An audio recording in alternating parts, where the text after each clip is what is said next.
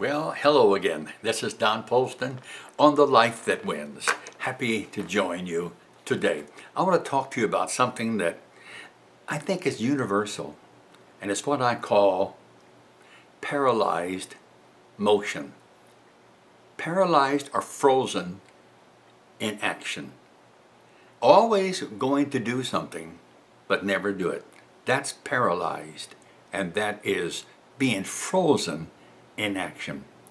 You know, the most pitiful thing I think that one can see is a great dynamic person, woman or man, with every gift and talent and opportunity all around them, and they don't move. They moved so far and then they quit, or they were frozen in action. This is why I think that I want to tell you one reason you're frozen in action is because you keep analyzing and analyzing.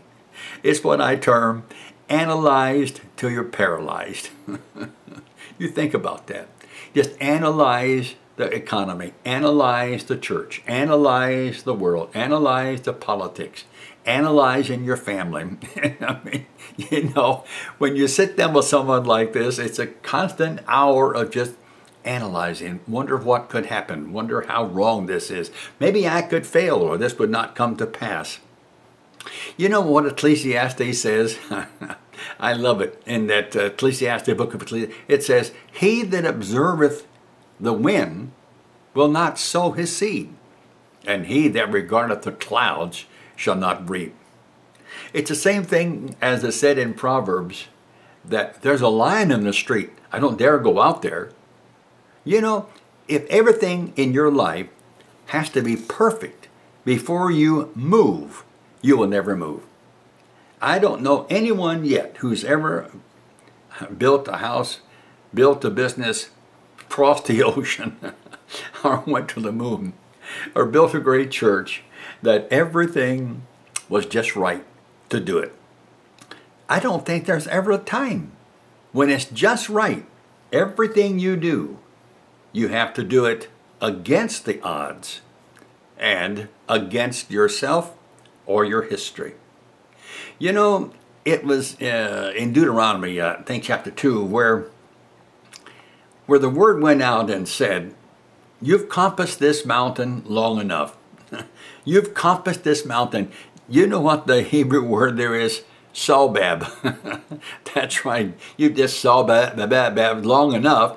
You revolved around and around, and you've gone and studied and examined it over and over. You've seen this mountain. You've compassed it around and around. And so Joshua said, "It's time we went over and took Jericho."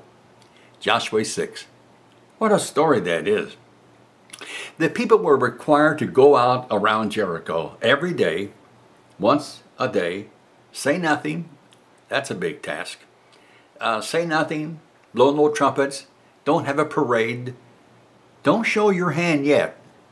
Don't tell everybody where you're going and what you're going to do and what God's going to do. Just don't blow the trumpet too soon. And they compassed this city, Jericho. On the seventh day, they went around the city 7 times. Now, what am I trying to say? Well, there's a time to be silent. Blessed is the person who knows that. And there's a time to shout. There's a time to be still, and there's a time to shout. And if you shout before you've been still, you'll probably get paralyzed in your actions. So a time to analyze is right. But there comes a moment when you must stop analyzing and you have to pulverize. Get that? Stop analyzing and start pulverizing. What the word pulverizing means? It means you're going to have to pulverize the defeat, crunch your feelings and your fears, pulverize them. Put them in a grinder, the grinder of hope and faith and prayer. You know, William James, one of America's greatest psychologists, said, "There is no more miserable human being than one in whom nothing is habitual but indecision." You know what indecision is? It's hesitancy. It is doubt, uncertainty, vacillation. The British call it humming and hawing. In Kentucky, when I was a boy, we called it dilly-dallying. Indecision always spells defeat. Joshua said, choose you this day whom you will serve. That means make a decision. But before you can make a decision, you've got to have your plans in place. Just jumping out of the cliff without knowing there's water down below is suicide. Make your plans.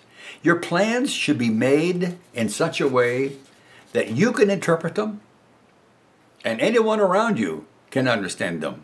These are the plans God's given to you. Now, I know we live in a day, and it's probably been this true all through history, and each generation had to overcome what I call the complexities of life. You know, the difficulties, the knotty things, the thorny things, the repressed feelings of individuals. You know, whenever you deal with complex situations, you got to face it head on, or it's going to leave you mentally and emotionally and spiritually frozen. So these complex things are all around us. It takes courage makers, courageous people to make those decisions and step out and say, let's move. You know, trying to play it safe you'll end up in the emergency ward. Your spirit will be crushed, your hope will be crushed, your emotions will be crushed.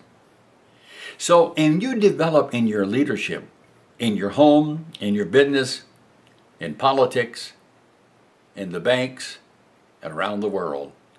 That kind of leadership has to have the courage to make a decision. And here is the psychology of it. Here is the emotion of it. That when you really make a decision, you have to be willing to be right and to be wrong. You know, we have people making decisions for us so that if it's wrong, they get the blame. Sounds a bit like world politics, doesn't it? But you know, the real leaders make decisions and stand by them. Everybody may say you made a wrong decision, but when you know the will of God to the best of your ability, and you have the plans laid out in your heart, and you understand where you're going, at least what you're trying to do, you take the risk. It's a big risk. It's always a risk.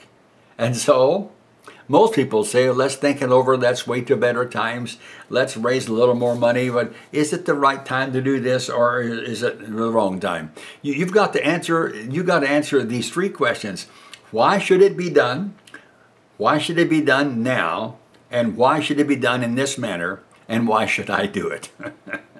And there you have it. You make those choices. And remember, he that observeth the wind and the clouds will not sow. And the slothful man says, there's a lion in the street, let's not go out and do it. But I want to tell you, as Joshua said, you have gone around and around and around this mountain long enough. Now, let's take it. Let's move out. Let's shout and watch the very hindrances crumble before us. This is the life that wins. I hope that today brought you some inspiration and encouragement. Remember, you can be paralyzed, but you can break the paralyzation by action. This is Don Polston on The Life That Wins. If you would like more information about this ministry or my messages, just go to donniespolston.com and you'll find what you need there.